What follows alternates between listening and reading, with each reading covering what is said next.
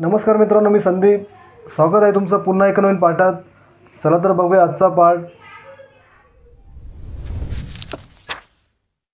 तर मित्रांनो, आजचा आपला पाठ आहे निसर्गाचे वरदान. लेखक आहेत दिलीप कुलकर्णी. आज आपण बालभारती मराठी पुस्तकातील जुन्या आठवणी ताज्या करणार आहोत. पाठ आवडल्यास लाईक नक्की करा मित्रांनो. कृपया चॅनलला सबस्क्राईब नक्की करा मित्रांनो. चला तर पाठाला सुरुवात करूया. माधव काका, आम्ही सगळे तयार आहोत आता. कुठे बसूया अभ्यासाला? आनंदने विचारले. पर्यावरणाचा अभ्यास चार भिंतीत बसून मुळीच करायचा नसतो, माधव काका म्हणाले. चला घराबाहेर पडू, कुठेतरी झाडाखाली बसू. पाखाडे उतरून नदीकडे जाताना एक पिंपळ झाड माधवरावांना दिसलं. चला इथेच या पिंपळाच्या पारावर बसूया अभ्यासाला, ते म्हणाले. सर्वजण गोल करून बसले. छान. आता मला सांगा, पर्यावरण या शब्दाचा अर्थ कुणाकुणाला माहीत आहे बरं? माधवरावांनी विचारले. पर्यावरण म्हणजे निसर्ग, अजित म्हणाला. म्हणजे झाड, पक्षी, प्राणी असं सगळं. अन हवा, पाणी, जमीन अशांसारख्या गोष्टीही, आनंद म्हणाला. माधव काका म्हणाले, बरोबर. आता या पर्यावरणात राहणारा प्रत्येक प्राणी निसर्गाकडून किंवा इतर प्राण्यांकडून काहीतरी घेतो, पण त्याचबरोबर तो काहीतरी परतही करतो. जशी घेवाण होते तशीच देवाणही होते. गुरं जमिनीवर चरतात, पण शेणाच्या रूपानं सेंद्रिय खत जमिनीला परत करून ती सुपीक करतात. मधमाशा मध पितात, त्याचवेळी परागीभवन घडवून आणून निसर्गातलं एक फार मोठं काम करतात. झाडं जमिनीतलं पाणी आणि अन्नद्रव्य शोषून घेतात, पण त्या बदल्यात प्राणवायूच्या रूपानं सर्वांना श्वास देतात. फळं देऊन प्राण्यांची भूक भागवतात. सापासारखा प्राणीसुद्धा उंदीर फस्त करून पिकांच्या संहाराला आळा घालण्याचं काम करतो. एवढंच लिबलिबीत गांडूळ, पण ते सुद्धा जमीन भुसभुशीत बनवण्याचं काम करतं, जमीन सुपीक बनवतं. माणूस मात्र निसर्गातून, इतर प्राण्यांकडून फक्त काहीतरी घेताना दिसतो. सगळ्यांकडून उपयोगी गोष्टी घ्यायच्या आणि द्यायच्या मात्र निरुपयोगी किंवा घातक गोष्टी, असा माणसांचा खाक्या बनला आहे. जमिनीतून अन्न मिळवायचं, पण तिला द्यायचं काय? तर जळजळीत रासायनिक खत. हवेतून प्राणवायू घ्यायचा आणि तिच्यात सोडायचे. काय? तर विषारू वायू आणि धूर.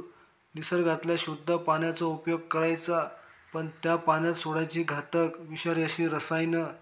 जमिनीत खाणी खणायच्या आणि तिथला कच्चा माल संपल्यावर त्या तशाच सोडून द्यायच्या. लाकडासाठी जंगलच्या जंगलं साफ करायची. अणुशक्ती केंद्रांमधील किरणोत्सर्गी राख बेफिकीरपणे जमीन गाडायची किंवा समुद्रात टाकायची. या सगळ्या निसर्गाला जे हवं त्यापैकी काय परत करतो माणूस? आपण फक्त निसर्गाला लुबाडतो. मानव सोडता बाकी सर्व प्राणी निसर्गाला पोषण करतात, माणूस तेवढा त्यांचं शोषण करतो. पटतंय ना? सर्वांनी होकारार्थी मान डोलावल्या. माणसाच्या या वागण्यामुळे निसर्गाचा किंवा पर्यावरणाचा तोल पार ढासळून गेला आहे. असंख्य प्रकारचे जीवाणू, किडे, पक्षी, प्राणी, वनस्पती यांच्यातले जे परस्पर संबंध आहेत, त्यास परस्परपूरकता आहे. एकमेकांना पूरक आणि एकत्रपणे विचार केला तर पर्यावरणाला पोषक अशा प्रकारानं हे मानवेतर सजीव काम करतात. ते काहीतरी घेतात आणि त्याचबरोबर देतातही.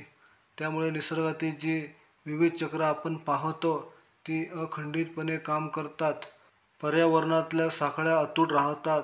भूकंप, वणवे यासारख्या नैसर्गिक उत्पातामुळे पर्यावरणाची हानी होते, तरी ती भरून निघते. माणसाच्या वागण्यात मात्र अशी परस्परपूरकता नाही.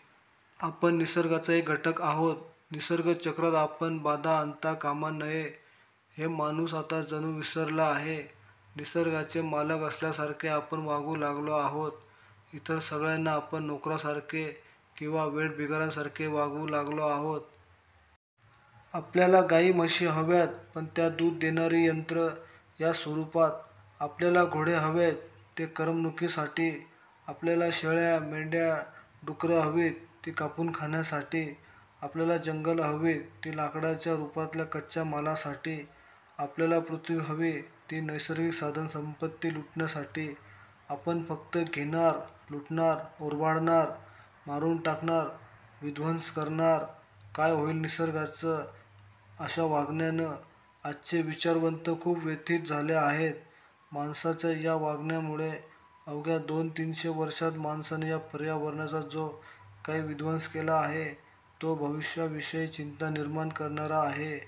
निसर्गाची खंडित झालेली चक्र आणि तुटलेल्या साखळ्या यांचे दुष्परिणाम गेल्या 10-20 वर्षांपासून तीव्रतेने जाणवू लागले आहेत. आमच्या पिढीचं आयुष्य संपत आलं आहे, पण तुम्ही उगवत्या पिढीतले आहात. तुमच्या पिढीचं भवितव्य पाहून आमच्या पिढीतल्या विचारी माणसांच्या मनास यातना होत आहेत.